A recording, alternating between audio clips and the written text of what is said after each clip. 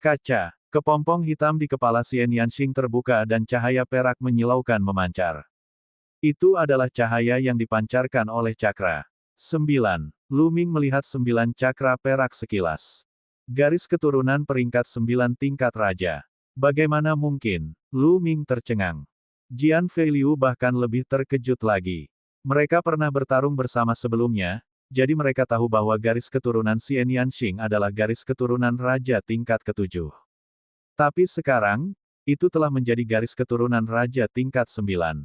Itu luar biasa. Tidak buruk, tidak buruk. Garis keturunan ini memang kuat.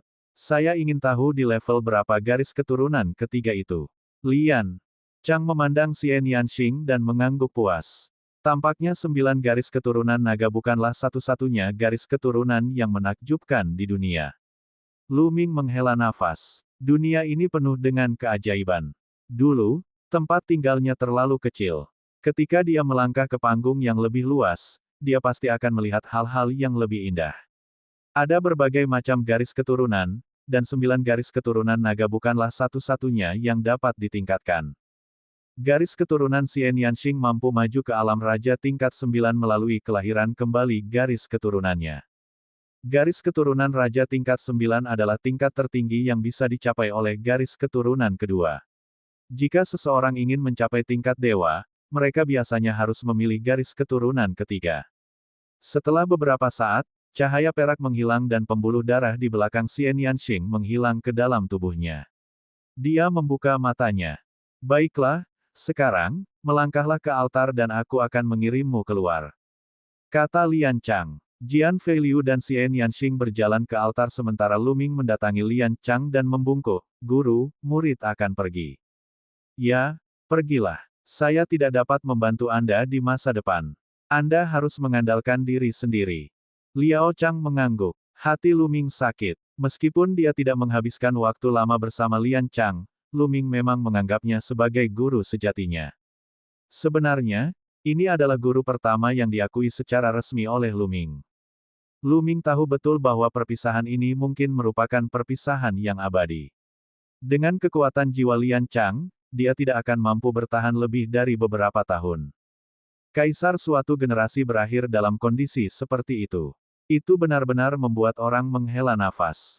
Lu Ming membungkuk lagi dan melangkah ke altar. Lian Chang melambaikan tangannya dan altar mulai bersinar. Prasasti muncul dan saat berikutnya, dunia mulai berputar. Ketika lingkungan mereka sudah stabil, mereka membuka mata. Dengan angin laut bertiup ke segala arah, mereka sampai di sebuah pulau kecil. Tempat ini seharusnya menjadi salah satu pulau kecil di Samudera Astral yang kacau balau. "Saudara Lu, terima kasih, Nona. Terima kasih." Jian Feiliu menangkupkan tinjunya ke arah Lu Ming untuk mengungkapkan rasa terima kasihnya. Kali ini hanya 3 orang yang keluar. Dia tahu betul bahwa yang lain mungkin akan tinggal di bawah tanah selamanya. Satu-satunya alasan dia bisa keluar pasti karena Lu Ming dan Xian Yanxing. Dia sangat berterima kasih. Jika dia tinggal di bawah tanah selamanya, itu lebih buruk daripada kematian. Tidak perlu berterima kasih padaku, Saudara Jian. Lu Ming tersenyum tipis. Saudara Lu, Nona Xie, apa rencanamu mulai sekarang? Jian Feiliu bertanya. Kami keluar untuk melatih dan meningkatkan kultivasi kami. Setelah pertempuran Providence dimulai, kita akan menuju ke wilayah bela diri langit. Kata Lu Ming. Wilayah bela diri langit adalah tempat istana utama istana surgawi kaisar berada. Oh, jika itu masalahnya, kenapa kamu tidak kembali ke Sekte Pedang Emas bersamaku, lalu pergi ke wilayah Raja Surgawi?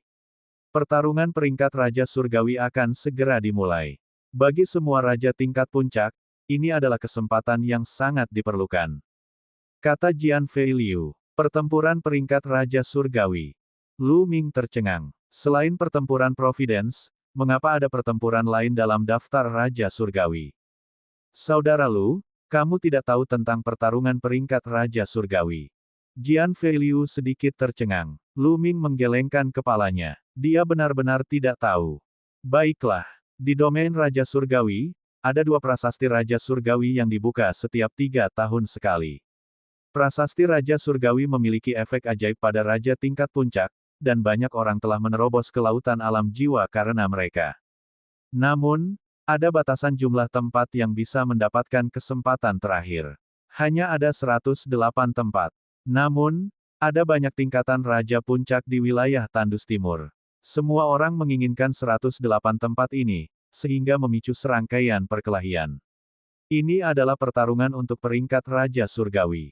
Sekarang, pertarungan peringkat Raja Surgawi tidak hanya untuk memperebutkan tempat 108, tetapi juga untuk peringkat para raja. Merupakan suatu kehormatan untuk menentukan raja terkuat. Di antara mereka, 10 besar peringkat Raja Surgawi dikenal sebagai 10 Raja Surgawi. Jian Feiliu menjelaskan secara detail. Oh, Lu Ming mengangguk. Dia secara kasar mengerti. Ini berarti mereka harus bersaing untuk mendapatkan peringkat dan peluang. Pertarungan peringkat Raja Surgawi sangatlah intens. Karena tidak ada batasan umur, banyak monster tua yang telah dibudidayakan selama hampir 1000 tahun akan diberangkatkan.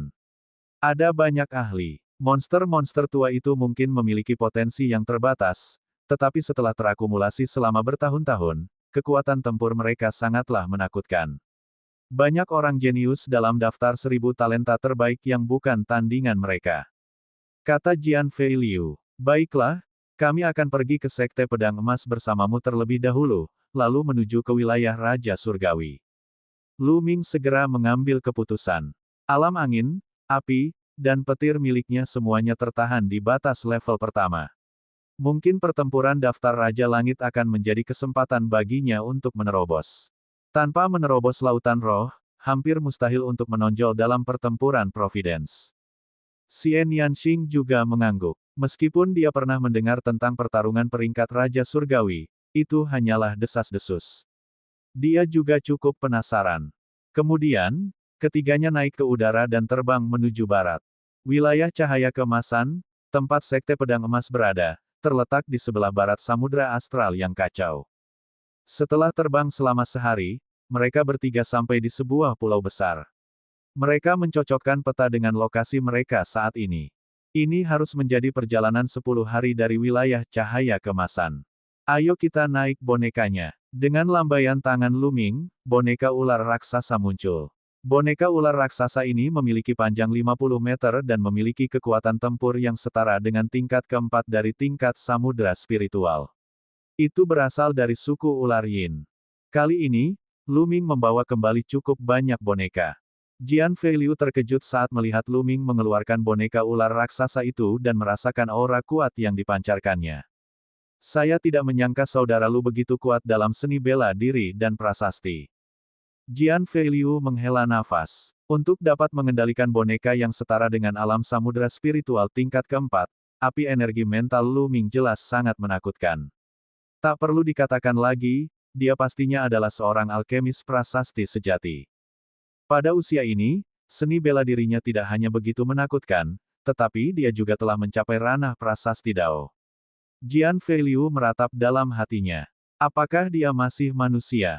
Lu Ming tersenyum dan tidak banyak bicara. Boneka ular raksasa itu sangat besar, dan ada banyak ruang untuk mereka bertiga naiki. Boneka ular raksasa itu mengepakkan sayapnya, dan hembusan angin kencang bertiup. Mereka berubah menjadi seberkas cahaya dan terbang ke depan.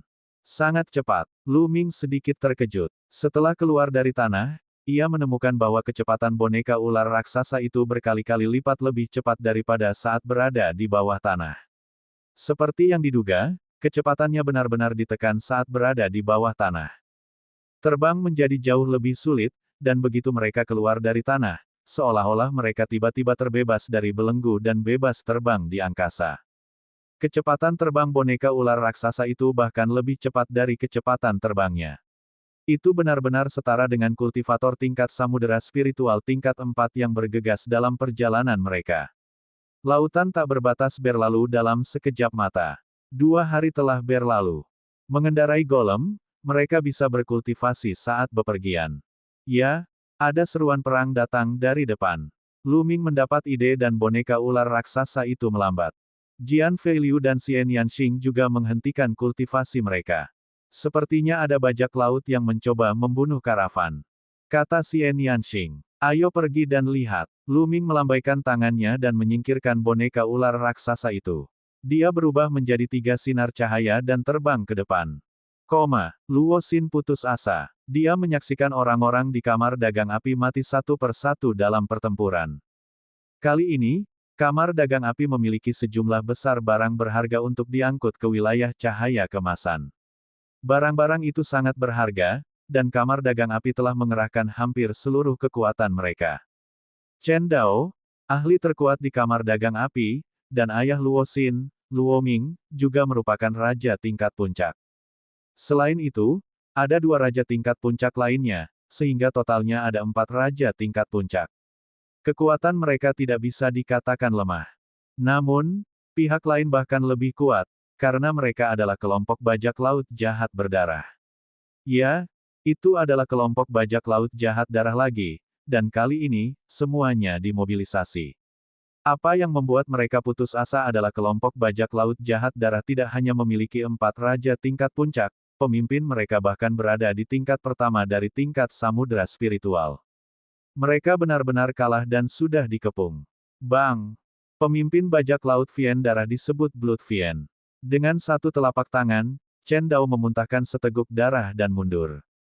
Yun Sa, kami sudah sepakat untuk menyerahkan semua barang kami. Mengapa kamu masih membunuh kami? Luo Ming meraung, dia benar-benar tidak mau. Mengapa? Hehe. Terakhir kali, saudara laki-lakiku yang kelima dan keenam mencoba merampok kamar dagang apimu, tapi pada akhirnya mereka terbunuh. Selama periode waktu ini, saya telah menyelidiki pergerakan kamar dagang api Anda, dengan niat untuk membalaskan dendam saudara kelima dan keenam saya. Saya tidak menyangka akan mendengar kabar bahwa kalian semua akan pindah. Bagaimana saya bisa melewatkan kesempatan seperti itu? Hantu berdarah mencibir. Niat membunuh di tubuhnya sangat kuat.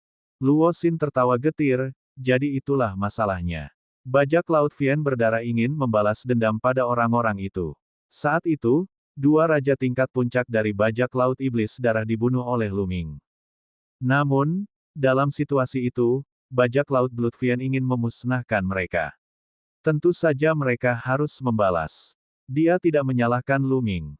Dia hanya bisa mengatakan bahwa kamar dagang api ditakdirkan untuk mengalami bencana seperti itu. Gadis kecil, kudengar saudara laki-lakiku yang kelima jatuh cinta padamu dan kemudian dibunuh. Mengapa Anda tidak menyetujuinya saat itu? Mengapa kamu tidak menyetujui saja permintaan saudaraku yang kelima? Anda sebenarnya berani melawan dan bahkan memerintahkan orang untuk membunuh mereka. Hari ini, aku akan menjatuhkanmu dan membiarkan saudara-saudaraku yang lain menikmatimu. Aku akan memberitahumu apa itu penyesalan. Suara Yun Sa sangat dingin, sedingin ular berbisa yang hendak memilih mangsanya. Chen Dao, kamu akan membawa sinar untuk keluar dari pengepungan. Aku akan memblokir mereka dengan seluruh kekuatanku. Luo Ming berkata pada Chen Dao. Ayah, kita tidak bisa pergi bersama. Luo Xin berteriak. Jika Luo Ming tetap tinggal untuk memblokir mereka, itu pasti jalan buntu. Pergi? Kamu ingin pergi kemana? Hari ini, tidak ada dari kalian yang bisa pergi. 4 raja tingkat puncak dari bajak laut Vien darah menyebar ke segala arah. Ada juga banyak ahli lain yang memblokir rute keluar lain dari kamar dagang api. Juga, siapa pembunuh yang membunuh saudara laki-lakiku yang kelima dan keenam? Cepat beritahu aku agar kamu tidak terlalu menderita. Suesa bertanya dengan dingin. Aku sudah memberitahumu bahwa orang yang membunuh saudara laki-lakimu yang kelima dan keenam bukan dari kamar dagang api. Dia baru saja lewat. Kami tidak mengenalnya, dan kami tidak tahu di mana mereka berada sekarang. Kata Luo Xin. Sepertinya kamu tidak akan mengatakan apa-apa. Baiklah, tunggu sebentar, saya izinkan Anda mengatakannya. Mata Suesa menjadi lebih dingin, dan aura dari tubuhnya meledak. Aura tingkat samudera spiritual bagaikan lautan luas, menyebar ke arah orang-orang kamar dagang api. Luo Xin, Luo Ming, dan yang lainnya merasa semakin putus asa. Apakah kamu mencariku? Saat ini, suara yang jelas terdengar dari kejauhan. Setelah mendengar suara ini, tubuh Luo Xin bergetar. Dia tidak tahu kenapa, tapi dia segera menjadi bersemangat dan melihat ke arah suara itu. Yang lain juga melihat ke arah suara itu. 3 sosok muda mengudara dan tiba. Lu Ming, ini Lu Ming. Luo Xin sangat bersemangat. Itu dia. Mata Chen Dao juga berbinar. Hanya sedikit dari mereka yang tahu bahwa Lu Ming adalah Asura, Asura yang mampu membunuh ular raksasa laut dalam di alam lautan jiwa. Lu Ming ada di sini. Mereka diselamatkan. Tapi yang lain tidak tahu. Mata Yunsa dingin saat dia menatap Lu Ming dan berkata, "Siapa kamu?" "Siapa saya? Lelucon apa? Bukankah kamu baru saja mencariku? Akulah yang membunuh saudara laki-lakimu yang kelima dan keenam." Lu Ming tersenyum tipis. "Jadi itu kamu. Hahaha.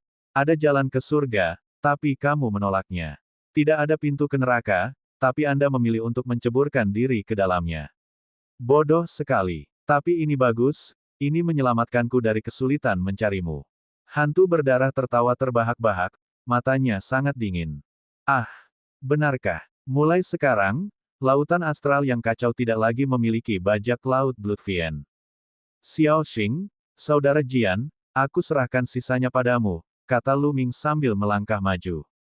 "Bagus, haha." Jian Feiliu tersenyum dan berjalan menuju Raja Tingkat Puncak. "Nak, kamu sedang mencari kematian." Raja Tingkat Puncak meraung saat cahaya pedang terang menebas ke arah Jian Feiliu. Bas! Suara pedang ringan terdengar saat cahaya keemasan menyala. Kemudian, semua orang terkejut saat mengetahui bahwa cahaya pedang bajak laut kerajaan puncak telah hancur. Luka berdarah muncul di tengah keningnya, lalu tubuhnya terbelah dua. Raja Tingkat Puncak terbunuh oleh satu serangan pedang. Semua orang tercengang. Pada saat yang sama, Xian Yanxing tiba di hadapan Raja Tingkat Puncak. Namun yang terjadi selanjutnya lebih mengerikan lagi. Saat Raja Tingkat Puncak hendak menyerang, dia membeku di tempat, dan hanya ekspresi ketakutan ekstrim yang terlihat di wajahnya.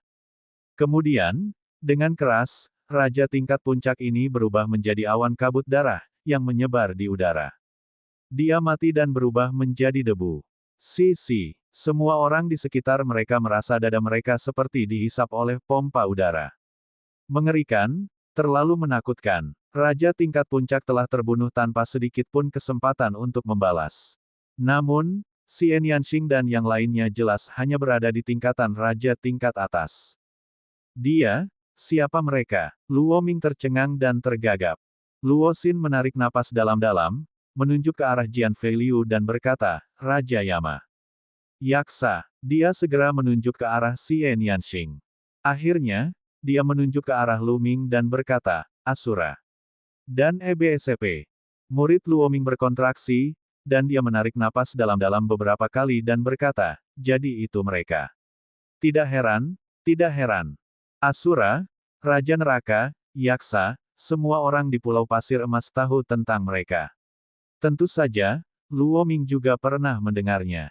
Dia tahu bahwa kamar dagang api akhirnya bisa diselamatkan hari ini.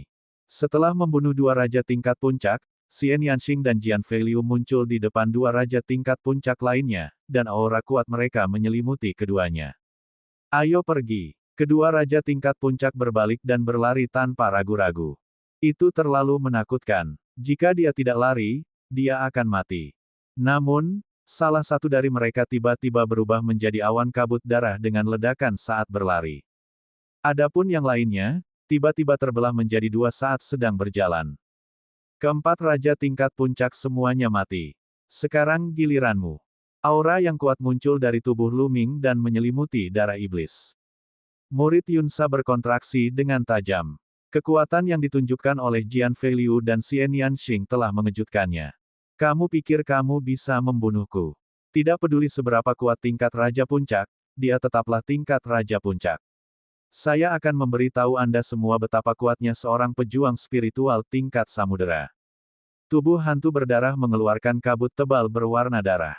Matanya menjadi merah, begitu pula tangannya. Tangan berdarah. "Mati." Yunsa melangkah maju dan memukul Lu Ming dengan telapak tangannya. Bau darah memenuhi udara, dan dipenuhi bau korosi. Bahkan udara pun mengeluarkan suara berderak yang menakutkan. Tingkat menengah pertama dari tingkat samudera spiritual, sempurna untuk menguji kekuatan penjara yang menekan teknik surgawi. Bibir Lu Ming membentuk senyuman. Energi sejati naga perangnya melolong keras saat dia menyerang dengan telapak tangannya seperti pedang surgawi. Seolah-olah sebuah monumen ilahi telah terkondensasi di telapak tangan ini, menekan segalanya. Bang! Telapak tangan Luming dan telapak tangan iblis darah saling bertabrakan, menghasilkan suara yang tumpul. Pada saat berikutnya, semua orang melihat sesosok tubuh mundur dengan liar, darah muncrat dari mulutnya. Orang ini adalah Suesa. Saat itu, telapak tangan Yun Sa sudah menjadi bubur. Matanya dipenuhi rasa tidak percaya dan ketakutan. Bagaimana dia bisa begitu kuat? Bagaimana dia bisa begitu kuat? Kamu? Yun Sa meraung kaget. Dia merasa seolah-olah gunung dewa kuno baru saja menabraknya dengan telapak tangan Luming. Semua organ dalamnya terluka dan tubuhnya terasa seperti akan retak. Tingkat lautan spiritual. Aku sudah melihatnya, jadi ayo pergi. Luming menggunakan langkah menghentak surga 9 naga dan tubuhnya seperti aliran cahaya. Dia muncul di depan Blood Fiend dalam sekejap dan memukulnya dengan telapak tangannya lagi. Ledakan. Kali ini, hantu berdarah terpaksa mundur ribuan meter. Lengannya meledak dan berubah menjadi abu. Tidak hanya itu, lubang besar pun pecah di dadanya, dan seluruh tubuhnya pun terdistorsi. Jika bukan karena kultivasinya yang mendalam dan tubuhnya yang kuat, dia akan mati. Lepaskan aku. Dia berteriak ngeri, jangan bunuh aku. Yang menyambutnya adalah cahaya tombak. Cahaya tombak yang menyilaukan menembus kehampaan dan menembus jantung hantu berdarah. Hantu berdarah, mati. Semua orang yang hadir tercengang. 3 gerakan, hanya dalam 3 gerakan, dia telah membunuh ahli alam lautan jiwa. Apakah dia masih seorang raja tingkat puncak? Benar-benar menakutkan. Luo Xin, Luo Ming, dan yang lainnya juga terkejut. Kekuatan tempur Luming telah meningkat dan menjadi lebih kuat dibandingkan saat dia berada di Pulau Pasir Emas.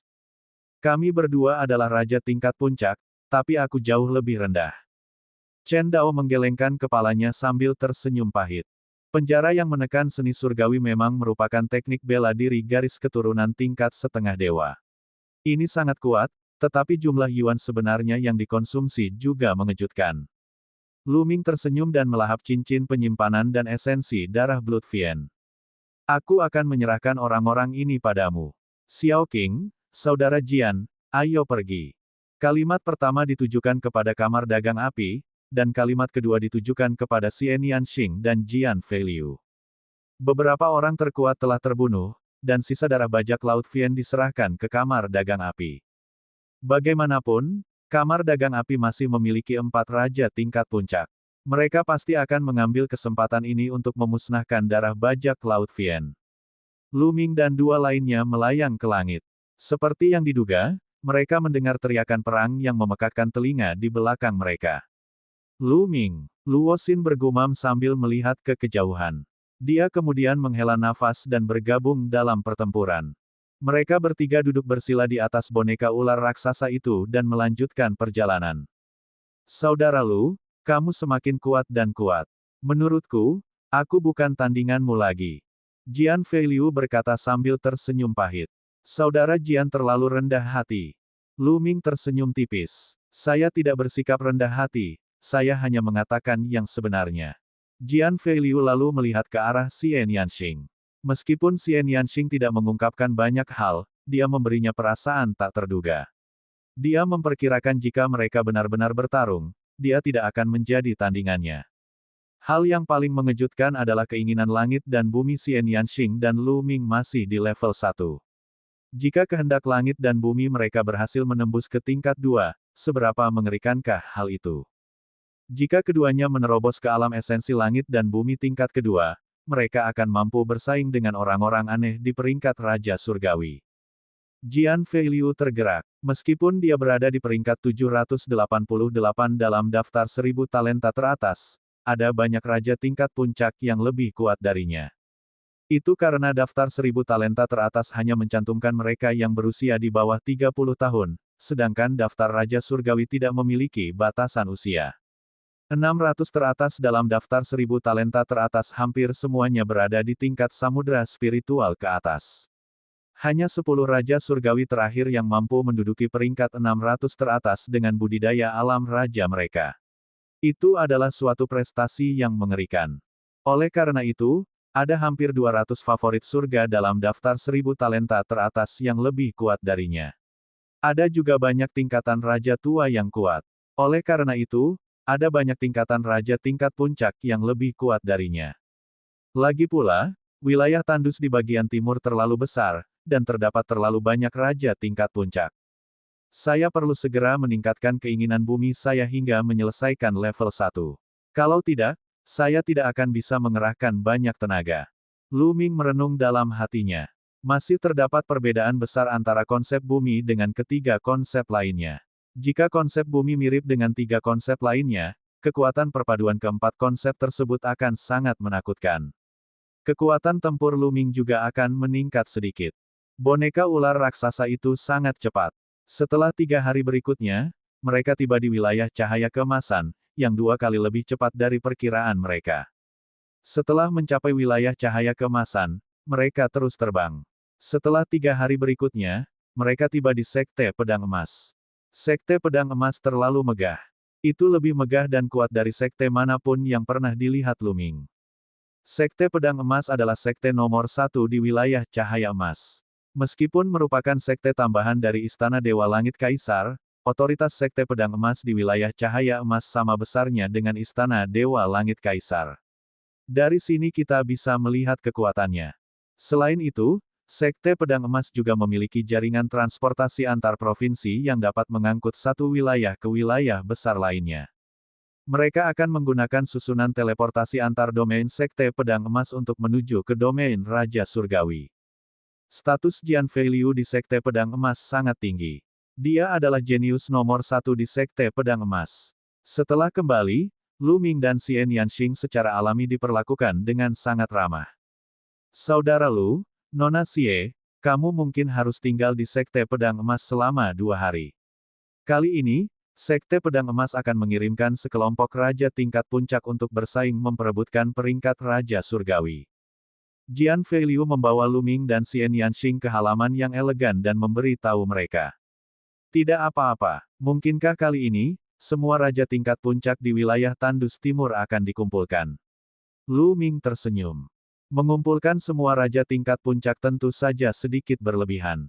Namun, sebagian besar raja tingkat puncak dengan kekuatan besar harus berpartisipasi. Tentu saja ini merujuk pada manusia. Ras iblis dari lembah iblis langit tidak akan berpartisipasi. Sekte Jimat juga tidak akan berpartisipasi. Kata Jian Feiliu. Mengapa Sekte Jimat-Jimat tidak berpartisipasi? Jantung Lu Ming berdetak kencang. Dia agak penasaran. Itu karena peringkat Raja Surgawi hanya berfokus pada seni bela diri. Dao prasasti tidak akan menguntungkan Anda. Jian Feiliu menjelaskan. Lu Ming mengangguk dan mendapat gambaran kasar tentang apa yang sedang terjadi.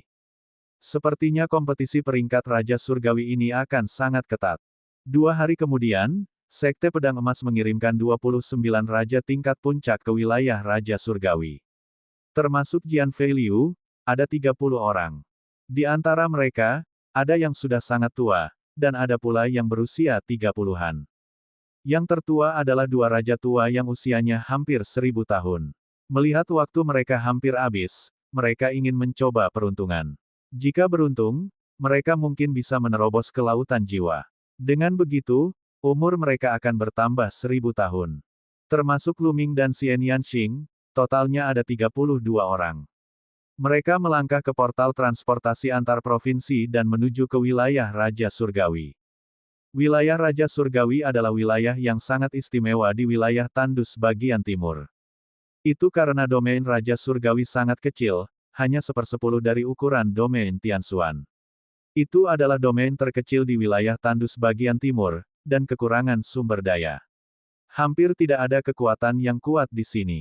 Selain itu, lokasinya berada di perbatasan antara Istana Surgawi Empyrean dan Sekte Mayat Surgawi. Oleh karena itu, ini adalah tanah tak bertuan. Tak satu pun dari 2 pasukan tuan yang mendudukinya. Namun, hal itu tidak mempengaruhi reputasinya di wilayah Tandus Timur. Dia adalah tablet Raja Surgawi. 2 keping tablet Raja Surgawi terletak di wilayah Raja Surgawi. Setiap 3 tahun, monumen Raja Surgawi akan dibuka, dan kompetisi pemeringkatan Raja Surgawi akan diadakan di sana. Puncak raja yang tak terhitung jumlahnya akan berkumpul di sana. Lebih dari selusin kota besar dibangun di sekitar prasasti Raja Surgawi. Kota-kota besar ini biasanya hampir tidak berpenduduk, Tetapi begitu monumen Raja Surgawi dibuka, kota-kota itu akan dipenuhi orang. Begitu banyak orang melihat kota di depannya, orang-orang datang dan pergi, terbang ke sana kemari. Lu Ming sedikit terkejut. Ini karena salah satu dari orang-orang ini adalah raja tingkat puncak. Semua raja tingkat puncak di benua timur, kecuali lembah iblis langit dan sekte jimat-jimat, telah datang. Kali ini, setidaknya ada ratusan ribu raja tingkat puncak. Kata Jian Fei Liu. Lu Ming menghela nafas. Lalu, semua orang terbang menuju kota besar. Setelah terbang ke kota, rombongan mendarat di sebuah jalan dan mencari penginapan untuk menginap. Penuh, penuh. Semua orang mencari 2 rumah berturut-turut, dan semuanya penuh.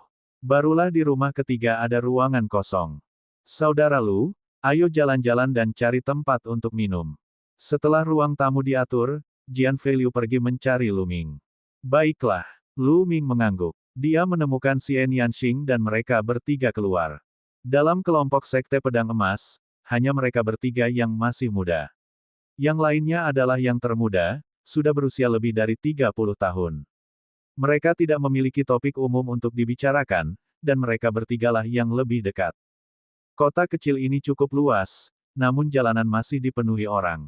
Jumlah orang muda lebih sedikit dan lebih banyak orang tua. Masing-masing memiliki aura yang kuat dan bertenaga. Sekali melihat dan orang akan tahu bahwa mereka adalah ahlinya. Mereka bertiga berjalan-jalan sebentar lalu masuk ke sebuah restoran. Mereka memesan makanan dan anggur, dan sambil makan, mereka mendengarkan percakapan orang-orang di sekitar mereka untuk melihat apakah mereka dapat memperoleh informasi. 2 hari ini sangat ramai. Ada banyak sekali ahlinya. Dengan begitu banyak orang yang memperebutkan 108 tempat terakhir, persaingan akan menjadi sangat sengit. Tahun ini akan lebih brutal lagi. Dulu, 10 tempat teratas biasanya ditempati oleh para jenius muda. Tempat-tempat lainnya biasanya dibagi rata antara generasi muda dan generasi tua. Namun tahun ini berbeda. Banyak jenius muda yang menakutkan telah muncul, dan mereka semua sangat kuat. Itu benar. Sudah menjadi rahasia umum bahwa bahkan Kamar Dagang Rahasia belum menyusun ulang daftar 1000 talenta terbaik. Hanya saja terlalu banyak orang jenius yang muncul. Kalau tidak, daftarnya pasti sudah lama berubah. Itu benar. Jika daftar 1000 talenta teratas disusun ulang, mereka yang berada di urutan terbawah, seperti Gao Qiang, Qin Qingshan, dan Zheng Xingchen, pasti sudah lama dikeluarkan dari daftar. Di sekitar mereka, banyak orang yang sedang minum dan mengobrol. Bang! Tiba-tiba seorang pemuda membanting meja. Matanya bagaikan kilat saat dia melihat ke meja lain dan berkata dengan dingin, "Kamu hanya seekor katak di dalam sumur. Apa yang kamu ketahui tentang masalah kebanggaan surga?" Pemuda ini bertubuh tinggi dan kekar, dengan otot yang kuat dan aura yang kuat. Sekali melihat dan orang akan tahu bahwa dia adalah seorang ahli. 3 pemuda berjubah abu-abu sedang duduk di meja lain. Merekalah yang mengatakan bahwa beberapa orang terakhir dalam daftar 1000 talenta terbaik akan dikeluarkan. Hehe, ada apa? Apakah saya mengatakan sesuatu yang salah? Salah satu pemuda itu mencibir. Jika Anda tidak termasuk dalam daftar 1000 talenta terbaik, bagaimana Anda tahu seberapa kuat mereka? Pemuda jangkung dan kekar itu mencibir. Oh, jadi, Anda adalah favorit surga dalam daftar 1000 talenta terbaik. Pemuda berjubah abu-abu itu tersenyum tipis. Saya Gao Qiang, kata pemuda kekar itu dengan arogan. Begitu dia mengatakan itu, orang lain di restoran itu tergerak. Gao Qiang menduduki peringkat terakhir dalam daftar 1000 talenta terbaik. Namun, dimanapun peringkatnya, dia tetap menjadi favorit surga dalam daftar 1000 talenta teratas. Kekuatan dan bakatnya sungguh luar biasa. Oh, jadi Gao Qiang, yang berada di urutan terbawah dalam daftar 1000 talenta teratas. Hehe, kecantikan sepertimu seharusnya sudah dihilangkan sejak lama. Pemuda berjubah abu-abu itu tidak terkejut sama sekali setelah mendengar ini. Sebaliknya, dia mengungkapkan ekspresi mengejek yang samar. Kalau begitu, kamu sangat kuat. Saya ingin mengalaminya.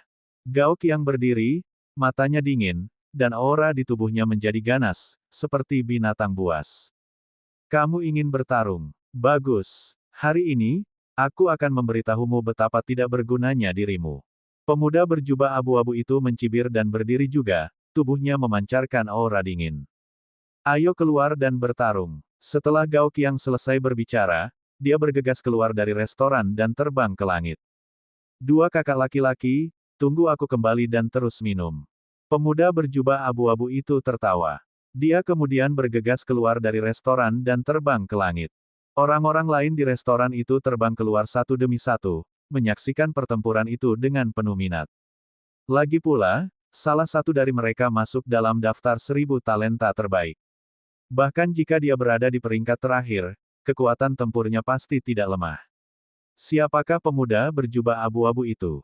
Dengan rasa percaya diri yang begitu kuat, sepertinya Gao Qiang bukanlah apa-apa di matanya. Orang-orang lain di sekitar juga berkumpul. Itu Gao Qiang. Seseorang mengenali Gao Qiang. Dalam sekejap, banyak orang berkumpul di segala penjuru. Mari kita lihat kemampuan seperti apa yang kamu miliki hingga berani mengucapkan kata-kata sombong seperti itu. Aura di tubuh Gao Qiang menjadi semakin menakutkan. Dia seperti binatang buas kuno yang memilih orang untuk dimakan. Ledakan, ledakan. Dia mengambil satu langkah ke depan, dan ruangan itu bergemuruh saat energi mengerikan mendatangkan malapetaka. Tinju binatang gila. Gao Qiang melontarkan pukulan, dan auman binatang terdengar, mengguncang langit dan bumi. Trik kecil. Pemuda berjubah abu-abu itu mencibir. Lapisan kabut hitam terpancar dari tubuhnya. Kabut hitam berputar, dan ratapan melengking terdengar. Pemuda berjubah abu-abu itu meraih dengan cakarnya. Dalam kehampaan, sungai hitam muncul, dan di dalamnya, ada segunung mayat dan lautan darah. Bang! Tinju Gao Qiang dan cakar pemuda berjubah abu-abu itu bertabrakan. Tiba-tiba, kekuatan yang menakutkan mengamuk. Ekspresi Gao Qiang berubah drastis. Dia melangkah di udara dan mundur terus-menerus. Kerumunan orang terkejut. Gao Qiang, seorang jenius dalam daftar 1000 talenta teratas, sebenarnya berada dalam posisi yang dirugikan setelah satu gerakan. Bagaimana ini mungkin? Gao Qiang sepertinya tidak sanggup menanggung akibat ini. Dengan raungan yang keras, seekor binatang buas besar muncul di atas kepalanya. Nama binatang buas ini tidak diketahui, tetapi seluruh tubuhnya ditutupi sisik. Itu dipenuhi dengan ki jahat dan tampak sangat ganas. 7 cakra perak muncul di sekitar binatang buas itu. Apa gunanya letusan garis darah? Cakar pegas kuning. Pemuda berjubah abu-abu itu kembali menyerang dengan cakarnya. Sungai yang menakutkan melingkari lengannya, dan dunia dipenuhi dengan ratapan hantu dan lolongan serigala. Sangat menakutkan. Gao Qiang meraung marah dan bergegas maju. Energinya tidak terkendali, dan pancaran tinju yang menakutkan menyebabkan kekosongan terus bergetar. Bang! Bang! Ledakan keras terdengar, tetapi setelah beberapa gerakan, Gao Qiang terpaksa mundur. Seluruh tubuhnya ditutupi lapisan kabut hitam, dan dia mengeluarkan seteguk darah. Gao Qiang dikalahkan. Dia sama sekali bukan pasangan yang cocok. Di sisi lain, pihak lain tampak sangat santai. Tidak diketahui berapa banyak kekuatan yang dia gunakan. Jelas sekali perbedaannya terlalu besar. Siapa kamu? Gao Qiang meraung dengan enggan. Hantu 9 dari Sekte Mayat Surgawi. Pemuda berjubah abu-abu itu menjawab dengan acuh tak acuh. Itu adalah jenius dari Sekte Mayat Surgawi, Gui Jiu. Saya belum pernah mendengar tentang dia. Dia pasti seorang jenius baru.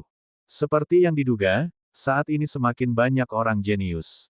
Banyak orang di sekitar menghela nafas. Jadi inilah kekuatanmu. Mengecewakan sekali. Sampah seperti Anda seharusnya sudah dihapus dari daftar 1000 talenta terbaik sejak lama. Ghost 9 mencibir, lalu melangkah keluar dan kembali ke restoran. Dia sebenarnya adalah seorang jenius dari Sekte Mayat Surgawi. Teknik budidaya Sekte Mayat Surgawi sangatlah aneh. Itu bukanlah sesuatu yang bisa ditolak oleh orang biasa. Kata Lu Ming. Di masa lalu, ketika dia berada di wilayah Tianxuan, orang-orang dari Sekte Mayat Surgawi yang dia temui semuanya mengendalikan mayat yang dimurnikan dan bertarung dengan mereka, sehingga kekuatan tempur mereka sendiri tidak kuat. Kemudian, ketika dia bertemu Geng Sui di Samudera Astral yang kacau, dia menemukan bahwa anggota Sekte Mayat Surgawi tidak selalu bergantung pada pemurnian mayat saja. Ada juga beberapa yang tidak bergantung pada pemurnian mayat, tetapi seni bela diri yang mereka latih dan domain niat yang mereka pahami semuanya sangat aneh dan kuat. Bukan tanpa alasan Sekte Mayat Surgawi mampu bangkit dalam waktu sesingkat itu dan bersaing melawan Istana Surgawi Surga Empyrean. Pembicara tidak bermaksud demikian, namun pendengar memperhatikannya. Kalimat ini didengar oleh Gao Qiang. Matanya menjadi dingin saat dia mengambil langkah maju dan berjalan menuju Lu Ming. Nak, apa katamu? Bukan sesuatu yang bisa ditolak oleh orang biasa. Kalau begitu, kamu bukan orang biasa. Saya ingin mengalaminya. Gao Qiang baru saja dikalahkan oleh hantu 9 dan merasa malu. Dia merasa sangat tidak bahagia. Dia kebetulan mendengar Lu Ming berkata bahwa teknik budidaya Sekte Mayat Langit bukanlah sesuatu yang bisa ditolak oleh orang biasa.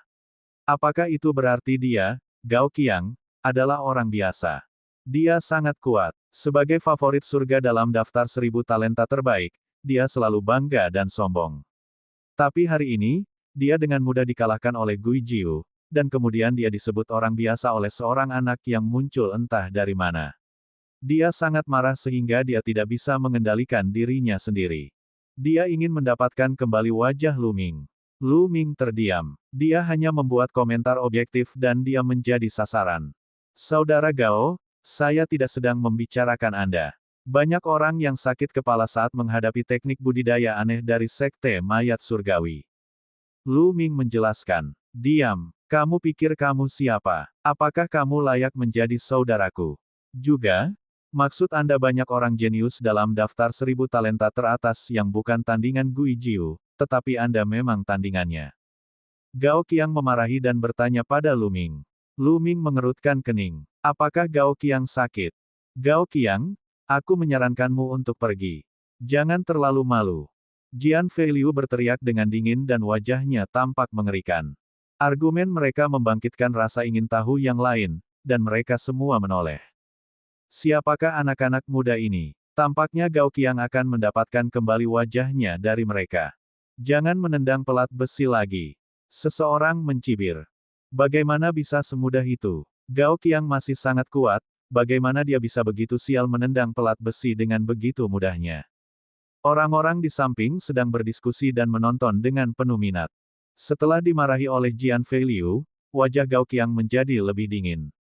Matanya seperti binatang buas saat dia melihat ke arah Jian Feiliu dan berkata, "Nak, aku akan melumpuhkan salah satu lenganmu hari ini hanya karena kata-katamu."